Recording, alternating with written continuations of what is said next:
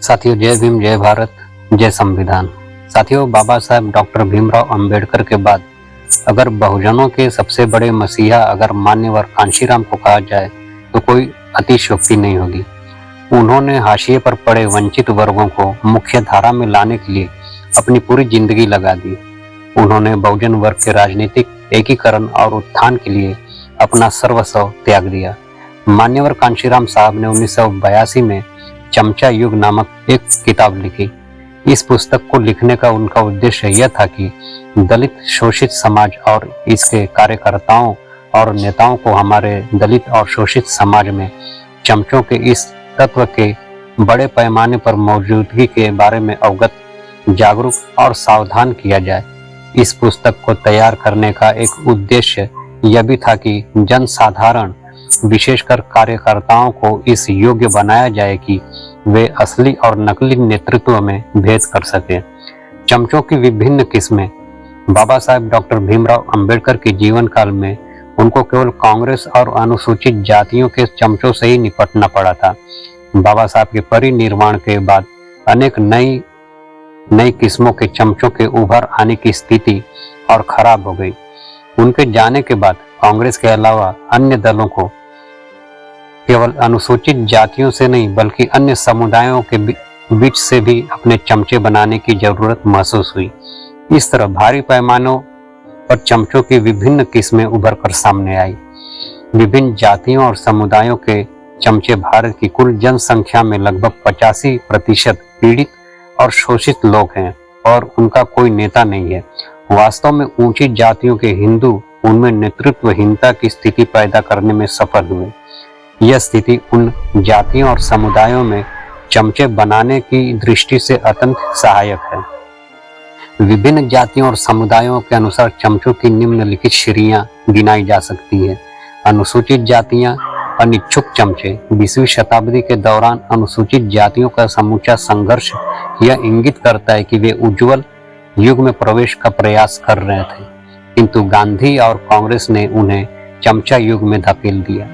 वे उस दबाव में अभी भी करा रहे हैं। वे वर्तमान स्थिति को स्वीकार नहीं कर पा रहे हैं और उससे निकल ही नहीं पा रहे हैं, इसलिए उन्हें अनिच्छुक चमचे कहा जा सकता है। अनुसूचित जनजातियां, नवदीक्षित चमचे।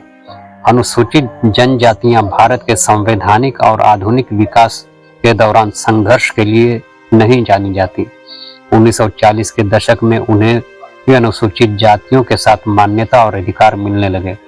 भारत के संविधान के अनुसार 26 जनवरी 1950 के बाद उन्हें अनुसूचित जातियों के समान ही मान्यता और अधिकार मिले। यह सब उन्हें अनुसूचित जातियों के संघर्ष के परिणाम स्वरूप मिला, जिसके चलते राष्ट्रीय और अंतर्राष्ट्रीय मत उत्पीड़ित और शोषित भारतीयों के पक्ष में हो गया था। आज तक उन्हें भारत के केंद्रीय मंत्रिमंडल में कभी प्रतिनिधित्व नहीं मिलता। फिर भी उन्हें जो कुछ मिल पाता है वे उसी से संतुष्ट दिखाई पड़ते हैं। इससे भी खराब बात यह है कि वह अभी भी किसी मुगालते में है कि उनका उत्पीड़क और शोषक ही उनका हितैषी है। इस तरह उन्हें नवदीक्षित चमचे कहा जा सकता है, क्योंकि उन्हें सीधे सीधे चमचा युग में दीक्षित किया गया है।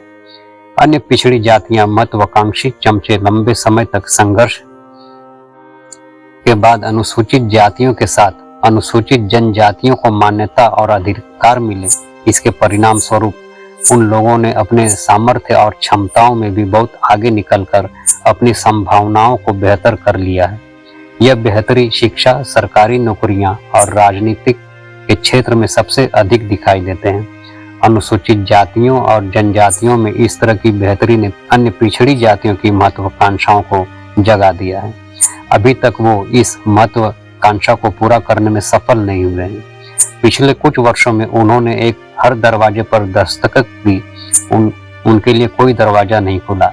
अभी जून 1982 में हरियाणा में हुए आम चुनाव में हमें उन्हें निकट से देखने का मौका मिला। अन्य पिछड़ी जातियों के तथाकथित छोटे नेता टिकट के लिए हर एक दरवाजा देख रहे थे। अंत में हमने देखा कि वे हरियाणा की 90 सीटों में से एक टिकट कांग्रेस आई से और एक टिकट लोकदल से ले पाए। आज हरियाणा विधानसभा में अन्य पिछड़ी जाति का केवल एक विधायक है। कुछ स्थानों, विशेषकर दक्षिण के कुछ स्थानों को छोड़कर हम उन्हें अनेक स्थानों और अनेक स्तरों पर संघर्ष करने के बावजूद अपने अधिकार पाने से वंचित देखते हैं। जैसा कि हरियाणा में वास्तव में उनकी एक बड़ी संख्या है, में सब पाना चाहती है जो अनुसूचित जातियों और अनुसूचित जनजातियों को पहले ही मिला हुआ है। 3700 से अधिक अन्य पिछड़ी जातियों में से लगभग 1000 जातियां न केवल अनुसूचित जाति, अनुसूचित जनजाति की सूची में सम्मिलित किए जाने की महत्वाकांक्षा कर रही हैं, बल्कि उसके लिए संघर्ष कर रही हैं।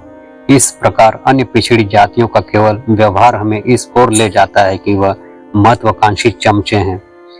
अल्पसंख्यक असहाय चमचे सन 1971 की जनगणना के अनुसार भारत की कुल जनसंख्या में आर्थिक अल्पसंख्यकों का प्रतिशत 17.28 है।